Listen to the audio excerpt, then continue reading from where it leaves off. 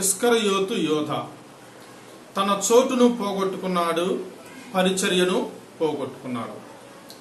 30 వెండి నాణెముల కొరకు నిత్య రాజ్యమును పోగొట్టుకున్నాడు. యేసుప్రభు వారి శిష్యులలో ఒక శిష్యుడు ఇస్కరియోతు యోధ. అయితే తన చోటును పోగొట్టుకున్నాడు, తన పరిచర్యను పోగొట్టుకున్నాడు. ఆ పరలోక రాజ్యంలో చోటును పోగొట్టుకున్నాడు. భూమి మీద గొప్ప పనైన దేవుని పరిచర్యను పోగొట్టుకున్నాడు. ఈ రెండు పోగొట్టుకున్నాడు. కాబట్టి ముందుగా మనం చూసినట్లయితే తన చోటును పోగొట్టుకున్నాడు. అపోస్తల కార్యాలు 1వ అధ్యాయము 25వ వచనం మనం చూసినట్లయితే అక్కడ రాయబడి ఉంటుంది. కాబట్టి తన చోటును పోగొట్టుకున్నాడు. దేని కొరకు ఆ చోటును పోగొట్టుకున్నాడు? నిత్య రాజ్యం అయిన ఆ స్థలాన్ని దేని కొరకు పోగొట్టుకున్నాడు అని మనం చూసినట్లయితే 30 వెండి నాణెముల కొరకు ఆ పరలోక రాజ్యంలో స్థానాన్ని పోగొట్టుకున్నాడు. అంటే 30 వెండి నాణ్యాలు. ఈ లోకంలో ఏమన్నా ఎక్కువ కాలం బతుకుతాడా? కానీ ఆ 30 వెండి నాణ్యాలు ఎప్పటికీ ఉంటాయా? సరే, ఒకవేళ 30 వెండి నాణ్యాలు ఉన్నా తను బతుకుతాడా? ఏమీ లేదు. కానీ 30 వెండి నాణెముల కొరకు తన చోటును పోగొట్టుకున్నాడు. నిత్య రాజ్యములో ఆ స్థానాన్ని తను పోగొట్టుకున్నాడు. ఎంత ఫూలిష్ మైండ్ అండి, ఎంత నేరో మైండ్ అండి. యేసు ప్రభు పక్కనే తిరిగాడు, యేసు ప్రభుతో కలిసి జీవించాడు, యేసు ప్రభు చేసిన అద్భుతాలు చూశాడు. యేసు ప్రభు తనకు అధికారం ఇస్తే తన కూడా దెయ్యాలు వెళ్ళగొట్టాడు, తను కూడా ఎన్నో కార్యాలు చేశాడు. కానీ ఆ పరలోక రాజ్యాన్ని, ఆ పరలోక రాజ్యంలో చోటును కోల్పోయాడు. దేనికి కోల్పోయాడు అనంటే 30 వెండి నాణెముల కొరకు ఆ పరలోక రాజ్యములో చోటును కోల్పోయాడు. ఇది నా ప్రియమైన దేవుని పిల్లలారా, అనేక మంది కూడా ఇలాగే దేవుని రాజ్యములో ఆ స్థానాన్ని కోల్పోతున్నారు. దేని కొరకు పోగొట్టుకుంటున్నారంటే ఒక స్త్రీ కోసం పరలోక రాజ్యంలో చోటును పోగొట్టుకుంటున్నారు, లేకపోతే ఒక డబ్బు కోసం, లేకపోతే తాగుడు కోసం, లేకపోతే ఒక సినిమా కోసం ఆ పరలోక రాజ్యంలో చోటును పోగొట్టుకుంటున్నారు. మనుషులు శాశ్వతమా? డబ్బు శాశ్వతమా? లేకపోతే రాజకీయాల కోసం ఆ పరలోక రాజ్యంలో చోటును పోగొట్టుకుంటున్నారు. కాబట్టి భూ సంబంధమైన వాటి మీద మనసు ఉంచి, భూ సంబంధమైన అంటే తాత్కాలిక, భూ సంబంధమైనది ఏది శాశ్వతం కాదు. భూ సంబంధమైన ఒక మనిషి కానీ, ఒక డబ్బు కానీ, ఒక పొజిషన్ అంటే అధికారం కానీ, అవి ఏమి శాశ్వతం కాదు. అవి పోతాయి, మనిషి పోతాడు. కాబట్టి అసలు శాశ్వతం కాని వాటి మీద మనసు పెట్టుకొని శాశ్వతమైన ఆ చోటును, పరలోక రాజ్యాన్ని పోగొట్టుకుంటున్నారు చాలా మంది. యోధ ఇస్కరియోతు పోగొట్టుకున్నట్లుగా ఎంతో మంది ఆఫ్టర్ ఆల్ ఒక స్త్రీ కోసం దేవుని రాజ్యంలో చోటును పోగొట్టుకుంటున్నారు. ఏముంది మనిషిలో? ఒక దైవజనుడు అన్నట్లుగా మనిషిలో ఏముంది? నరములు, శల్యములు, మూత్రపు తిత్తి తప్ప మనిషిలో ఏముంది? ఏముంది మనిషిలో? నరములు, శల్యములు, మూత్రపు తిత్తి తప్ప మనిషిలో ఏముంది? ఇలాంటి ఆడదాని కోసమో, మగవాడి కోసమో, డబ్బు కోసమో, సారా కోసమో నిత్యము బ్రతికే ఆ పరలోక రాజ్యాన్ని పోగొట్టుకోవచ్చా? ఇలాగూ చాలా మంది దేవుని రాజ్యములో చోటును పోగొట్టుకుంటున్నారు. ఇస్కరియోతు యోధ 30 వెండి నాణెములకు పోగొట్టుకున్నట్లుగా అనేక మంది అబద్ధాలాడి ఆ స్థానాన్ని పోగొట్టుకుంటున్నారు. అబద్ధాలాడి ఆ స్థానాన్ని పోగొట్టుకుంటున్నారు. అక్రమంగా బతికి ఆ స్థానాన్ని పోగొట్టుకుంటున్నారు. పేరు ప్రఖ్యాతుల కోసం దేవుని రాజ్యాన్ని పోగొట్టుకుంటున్నారు. దేవుణ్ణి వదిలేసి వేరే వాళ్ళతో చేతులు కలిపి దేవుని రాజ్యం, శాశ్వతమైన దేవుని రాజ్యాన్ని పోగొట్టుకుంటున్నారు. ప్రియులారా, యోధ ఇస్కరియోతు కూడా శాశ్వతమైన దేవుని రాజ్యాన్ని పోగొట్టుకొని వేరే వాళ్ళతో చేతులు కలిపారు. యేసు ప్రభుతోనే ఉన్నాడు, యేసు ప్రభుతోనే కలిసి జీవించాడు, యేసు ప్రభు చేసిన అద్భుతాలు చూశాడు. కానీ వేరే వాళ్ళతో చేతులు కలిపారు. ఇది నానా, దేవుని మందిరానికి చాలా మంది రావచ్చు, దేవుడు చేసిన అద్భుతాలు చూడొచ్చు, కానీ దేవుని రాజ్యాన్ని కోల్పోయే ప్రమాదం ఉందేమో, జాగ్రత్త. ఆఫ్టర్ ఆల్ 30 వెండి నాణ్యాల కొరకు ఆ చోటును దేవుని రాజ్యంలో నిత్యము బ్రతిక ఆ నిత్య రాజ్యంలో చోటును పోగొట్టుకున్నట్లుగా అనేక మంది ఈ చెత్త వాటి కోసం, తాత్కాలికమైన వాటి కోసం, పాప సంబంధమైన వాటి కోసం దేవుని రాజ్యంలో చోటును కోల్పోతున్నారు. జాగ్రత్త సుమా, మనం జాగ్రత్త పడవలసిన అవసరత ఎంతైనా ఉంది. ఆఫ్టర్ ఆల్ డబ్బు కోసం, ఆఫ్టర్ ఆల్ ఒక స్త్రీ కోసం, ఆఫ్టర్ ఆల్ అధికారం కోసం, రాజకీయాల కోసం, ఆఫ్టర్ ఆల్ ఒక వస్తువు కోసమో దేవుని రాజ్యాన్ని పోగొట్టుకోవటం అంతకన్నా అమాయకత్వం, పిచ్చితనం, పాపం ఇంకొకటి లేదు. కాబట్టి మనం జాగ్రత్త పడదాం. యోధా ఇస్కరియోతు తన చోటును పోగొట్టుకున్నాడు. మనం అలాగూ పోగొట్టుకోకుండా జ్ఞానం కలిగి దేవుణ్ణి హత్తుకొని బ్రతకాలి. దేవునికి రాజ్యానికి మించింది ఏది లేదు. శాశ్వతమైంది దేవుని రాజ్యమే. ఆ రాజ్యం కోసం మనం బ్రతకాలి. తర్వాత 1, యోధా ఇస్కరియోతు చోటును పోగొట్టుకున్నాడు.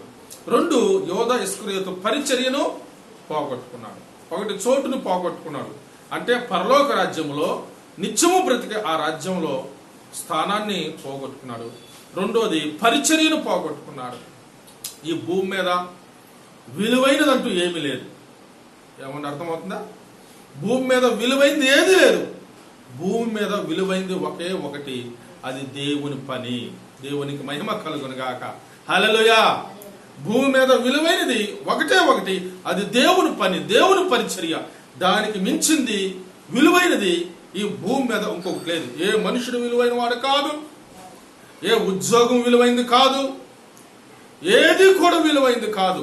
ఒకే ఒకటి భూమి మీద విలువైంది, అదే దేవుని పరిచర్య, దేవుని సేవ, సువార్త పరిచర్య, దేవుని సంఘము. ఇదే విలువైనది. ఇలాంటి విలువైన పరిచర్యను పోగొట్టుకున్నారు.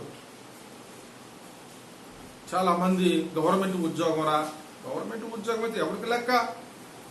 గవర్నమెంట్ ఉద్యోగం అయితే ఏంటి గొప్ప? ఏంటి గొప్ప? దేవుని పరిచర్య కన్నా గొప్ప కాదు కదా అది. భూమి మీద గొప్పది, విలువైనది దేవుని పరిచర్య, దేవుని సంఘము. దానికి మించింది విలువైంది ఈ లోకంలో ఇంకొకటి లేనే లేదు. ఏది విలువైంది కాదు, ఒక్కటే విలువైంది, అదే దేవుని పరిచర్య. అందుకే యేసుప్రభువు వారు కూడా అంటారు, మార్తతో అంటాడు, మార్త వంట పనుల్లో బిజీగా ఉంటే మరియ దగ్గరికి వచ్చి అంటారు, అయ్యా ప్రభువా మరియను కాస్త సహాయం పంపు అని. అంటే యేసుప్రభువు వారు అంటారు కదా, మార్తా మార్తా నువ్వు తొందరపడుచున్నావు, మరియ ఉత్తమమైన దానిని ఎన్నుకున్నావు. ఉత్తమమైనది, ఉత్తమమైన పని దేవుని పాదాల దగ్గర కూర్చోటం. 2వది ఉత్తమమైన పని దేవుని పరిచర్య చేయటం. సువార్త చాటు వారి పాదములు ఎంతో సుందరములై ఉన్నవి. కాబట్టి దేవుని పరిచర్య చాటు వారి పాదాలు సుందరమైనవి, అవి గొప్పవి. ఆ పని గొప్పది, అందుకే వారి పాదాలు కూడా సుందరమైనవి. సో నేనేం చెబుతున్నానంటే, ఈ భూలోకంలో విలువైంది ఏది లేదు. ఈ భూలోకంలో విలువైంది ఒకటే, అది దేవుని పరిచర్య. ఏ ఉద్యోగం విలువైంది కాదు, ఏ పొజిషన్ విలువైంది కాదు, ఏ బిల్డింగులు, ఏ సిటీలు విలువైనవి కావు, ఏ ప్రకృతి విలువైంది కాదు. ఈ భూలోకంలో విలువైంది ఒకటే ఒకటి, అదే దేవుని పరిచర్య. అలాంటి గొప్ప పరిచర్యను దేవుడు యోధా ఇస్కరియోతుకి అప్పగించాడు. కానీ ఆ పరిచర్యను దేని కొరకు పోగొట్టుకున్నాడు? 30 వెండి నాణ్యముల కొరకు పోగొట్టుకున్నాడు. ఎంత దౌర్భాగ్యం! అతను దేవుని సేవలో ఉంటే కోట్ల రూపాయల పాదాల దగ్గరికి దేవుడు తీసుకుని వచ్చేవాడే. అంటే కోట్ల రూపాయలు వస్తాయని సేవ చేయకూడదు, ఆ పనే భాగ్యం. అయితే చెబుతున్నాను విషయం, కోట్ల రూపాయల కాళ్ళ దగ్గరకు వచ్చి పడేది. పేతురు లేచి నిలబడి దేవుని వాక్యాన్ని అందించినప్పుడు దాదాపు 3000 మంది రక్షించబడ్డారు, 5000 మంది రక్షించబడ్డారు. వారికి కలిగిన చర స్థిరాస్తులు, ఆస్తులను అమ్మి ఆ డబ్బంతా తీసుకుని వచ్చి ఆ దైవ సేవకుల పాదాల దగ్గర పెట్టారు. డబ్బులన్నీ పాదాల దగ్గర ఉన్నాయి, కానీ వాళ్ళెన్నడూ డబ్బును చూసిన వాళ్ళు కాదు. కాబట్టి పాదాల కిందకి తెచ్చే ఆ గొప్ప పనిని పోగొట్టుకున్నారు. దేవుని పిల్లలారా, అంటే ఏదో డబ్బు వస్తుందని సేవ చేయమని కాదు, దాన్ని విలువైనదిగా ఎంచడని కాదు. ఆయన మహోన్నతుడు, మహాగణుడు, ఆయన దేవుడు, ఆయన పరిశుద్ధుడు. ఆయన పని చేసే భాగ్యం అందరికీ రాదు. ఆయన పని చేసే భాగ్యం అందరికీ దక్కదు. ఆయన పని చేసే భాగ్యం కొందరికే దక్కుతుంది. అలాంటి గొప్ప పరిచర్య దేవుడు అప్పగిస్తే అతను పోగొట్టుకున్నాడు పరిచర్య. రేపు ఒకవేళ పరలోకం వెళ్తే నీ పని చేస్తానయ్య అంటే ఏం చేస్తావు అక్కడ? పరలోకం ఇంకే పని ఉండదు నీకు. నువ్వేదన్నా చేయాలంటే ఇక్కడే చేయాలి, ఇంకంతే. నువ్వేదన్నా పని చేయాలంటే ఆయన పని ఇక్కడే చేయాలి. ఆయన పరిచర్య చేయాలన్నా, సువార్త సేవ చేయాలన్నా, సంఘంలో సహకారిగా ఉండాలన్నా ఇక్కడే చేయాలి. ఆ గొప్ప భాగ్యం భూలోకంలో ఇచ్చాడు మనకి. పరలోకంలో దొరకని గొప్ప భాగ్యం దేవుడు భూలోకంలో ఇచ్చాడు, ఆయన పని చేసే భాగ్యం. అలాంటి గొప్ప పనిని పోగొట్టుకున్నాడు ఆయన. ఇదేనా నువ్వు కూడా ఈ వాక్యం వింటున్న సహోదరుడా, సహోదరి, దేవుని పిల్లలారా, ఉద్యోగం కోసం దేవుని పనిని పోగొట్టుకుంటున్నావా? ఇంకా దేనికోసమో దేవుని పనిని పోగొట్టుకుంటున్నావా? చాలా మంది ఉద్యోగం ఉందండి, నాకు కుదరదండి. నీ చెత్త ఉద్యోగం తీసి దెబ్బలో పడే. అదొక గవర్నమెంట్ ఉద్యోగం అండి, కుదరదండి. అది పెద్ద గ్రేట్ చెబుతారు వాళ్ళు. అదొక చెత్త ఉద్యోగం. ఉన్నతమైన ఉద్యోగం దేవుని పరిచర్య. అంటే ఉద్యోగం చేసుకోవద్దని దేవుడు చెప్పాడా అని వేదాంతాలు తీస్తే ఆ వేదాంతాల రాద్ధాంతానికి తప్ప ఇంకెందుకు పనికిరావు. ఉద్యోగం చేసుకునే వాళ్ళు చేసుకుంటారు, కానీ వాళ్ళతో మనకెందుకు? దేవుడు నిన్ను పరిచర్యకి పిలిచాడు, పరిచర్యను అప్పగించాడు. పరిచర్య కంటే ఇక ఏ ఉద్యోగం గొప్పది కాదు. అదొక డస్ట్బిన్లో పడేయడానికి తప్ప అది ఎందుకు పనికిరాదు. కాబట్టి ఆ గొప్ప అనేకాత్మలు సంపాదించే పరిచర్యను దేవుడు అప్పగిస్తే ఉద్యోగం ఉందా రాను అని చెప్పేవాళ్ళు అనేక మంది, బంధువుల దగ్గరికి వెళ్తున్నాను రాను అని చెప్పేవాళ్ళు అనేక మంది, ఇంకా ఏదో చూద్దాంలే ప్రార్థన చేద్దామని అలాగూ ఆలస్యం చేసేవాళ్ళు, నిర్లక్ష్యం చేసేవాళ్ళు ఎంతో మంది ఉన్నారు. దేవుని పిల్లలారా, నువ్వు తర్వాత పరలోకం పోతే ఆయన పరిచర్య చేయాలంటే నీకు ఉండను కూడా ఉండదు. అదేదో ఇక్కడే ఇచ్చాడు దేవుడు. సంతోషంగా అది భాగ్యంగా ఎంచుకొని కళ్ళకద్దుకొని పరిగెత్తుకుంటూ సేవ చేయి. పౌలు కూడా దేవుడు అప్పగించిన పరిచర్యని పరిగెత్తుకుంటూ చేశాడు. ఇది ఆలస్యంగా చేసే పరిచర్య కాదు, పరిగెత్తుకుంటూ చేసే పరిచర్య. ఆ గొప్ప పరిచర్యను దేవుడు అప్పగిస్తే ఇస్కరియోతు యోధ పోగొట్టుకున్నాడు. దేవుడు కూడా చాలా మందిని పిలిచాడు, తన పరిచర్యకి చాలా మందిని పిలిచాడు. కానీ చాలా మంది సాకులు చెప్పారు. ఒకడేమో నేను కొత్తగా పెళ్లి చేసుకుని రాలేనన్నాడు. స్వయంగా యేసుప్రభువు వారు పిలిచాడు, రా నన్ను వెంబడించాలంటే నేను పెళ్లి చేసుకున్నాను, ఇప్పుడు రాలేను అని ఒకడన్నాడు. ఇంకొకటి పిలిస్తే వాడేమో 5 జతల ఎడ్లు కొన్నాను, దాన్ని పరిశీలించడానికి వెళ్తున్నాను అన్నాడు. పనికి మాలోడు.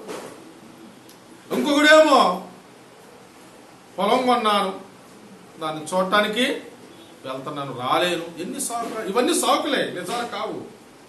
యేసుప్రభువు వారు చెప్పిన మాట అదంతా లోక సువార్త 9వ అధ్యాయంలో ఉంటుంది. దాదాపుగా కొద్దిగా ఇటుగా చదవండి. కాబట్టి ఈ సాకులు చెప్పారు. ఒకడేమో కొత్తగా పెళ్లి అయింది, నేను రాలేను. కొత్తగా పెళ్లి అయితే రాలేవా? రెండో రాకుడు వచ్చింది అనుకో, ఉంటుందా నీ భార్య, ఉంటుందా నీ భర్త? లేకపోతే గుండెపోటు వచ్చింది అనుకో, ఉంటాడా? ఊపిరిచ్చిన దేవుణ్ణి, పరిచర్య ఇచ్చిన దేవుణ్ణి ఎన్నడూ మనం మరవకూడదు.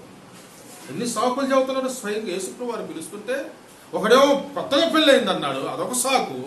ఇంకొకడేమో 5 జతల ఎడ్లు కొన్నాను, పరీక్షించడానికి వెళ్తున్నాను నేను, అదొక సాకు. ఇంకొకడేమో పొలం కొన్నాను, దాన్ని చూడటానికి వెళ్తాను, అదొక సాకు. ఎంతో మంది సాకులు చెప్పి దేవుని పరిచర్యను పోగొట్టుకుంటున్నారు. ఇదేనా దేవుని పెట్టలారా? నువ్వు కూడా సాకులు చెబుతున్నావేమో, జాగ్రత్త. అందరికి దక్కదా భాగ్యం. మహోన్నతుడైన దేవుని పనిని, మహోన్నతుడైన మరణంను జయించి తిరిగి లేచిన పరిశుద్ధుడైన పరమాత్ముడైన యేసు క్రీస్తు ప్రభు సేవ చేయటం అందరికి దక్కే భాగ్యం కాదది. ఆ దేవుడు నీకు నాకు పరిచర్య అప్పగించినప్పుడు పోగొట్టుకోబాక. ఆఫ్టర్ ఆల్ 30 వెండి నాణ్యముల కొరకు పరిచర్యను పోగొట్టుకున్నాడు ఇస్కరియోతు యోధ. ఆఫ్టర్ ఆల్ ఒక స్త్రీ కోసం నువ్వు పరిచర్యను పోగొట్టుకోవద్దు. ఎవరినో చూసి వాళ్ళని ప్రేమించి దేవుని పరిచర్యను పోగొట్టుకోబాక. డబ్బు కోసం పరిచర్యను పోగొట్టుకోబాక. తాగుడు కోసం పరిచర్యను పోగొట్టుకోబాక. రాజకీయాల కోసం దేవుని పరిచర్యను పోగొట్టుకోబాక. అది మళ్ళా నీకు దక్కదు. అది నీకు మళ్ళా దక్కదు. దేనికోసం పరిచర్యను పోగొట్టుకుంటున్నావు అది నీకు శాశ్వతం కాదు. అది ఎప్పుడో ఒక రోజు నిన్ను విడిచి వెళ్ళిపోయింది, లేకపోతే నువ్వైనా విడిచి వెళ్ళిపోతావు. కానీ నువ్వు చేసే దేవుని కొరకు చేసే పరిచర్య నీతో పాటు పరలోక రాజ్యానికి వస్తాడు. హల్లెలూయా, హల్లెలూయా. నీ కడుపు కోసం చేసేది ఏదైనా ఇక్కడితో అంతమైపోయింది. దేవుని కోసం చేసిన ఏ పనైనా నీతో పాటు పరలోక రాజ్యం దాకా కూడా వస్తుంది. అటు ప్రియమైన దేవుని పిల్లలారా, యోధా ఇస్కరియోతు ఒకటి చోటును పోగొట్టుకున్నాడు, పరలోక రాజ్యంలో ఆ స్థానాన్ని పోగొట్టుకున్నాడు, నిత్యము బ్రతికే స్థానాన్ని పోగొట్టుకున్నాడు. రెండోది విలువైన పని, భూలోకంలో విలువైన పని, దేవుని పరిచర్యను కూడా పోగొట్టుకున్నాడు. అటు దినాన మనము దేనికోసమో, ఈ చెత్త వాటి కోసం, ఈ చెత్త మనుషుల కోసం, లేకపోతే తాత్కాలికమైన డబ్బు కోసం, అధికారాల కోసం మహోన్నతుడైన దేవుని పనిని పోగొట్టుకోకూడదు. మహాభాగ్యంగా కళ్ళకద్దుకొని పరిగెత్తుకుంటూ సేవ చేసి అనేక మందిని ఆయన కొరకు సంపాదించి ఆయన రాజ్యానికి వారసులు అవ్వాలని, దేవుడిచ్చే ఆ గొప్ప బహుమానాలు, ఆ కిరీటాలకు మీరు పాత్రులవ్వాలని నేను మనసారా కోరుకుంటూ మీకు ఇస్తున్నాను. దేవుడు మిమ్మలను దీవించి ఆశీర్వదించును గాక. ఆమేన్.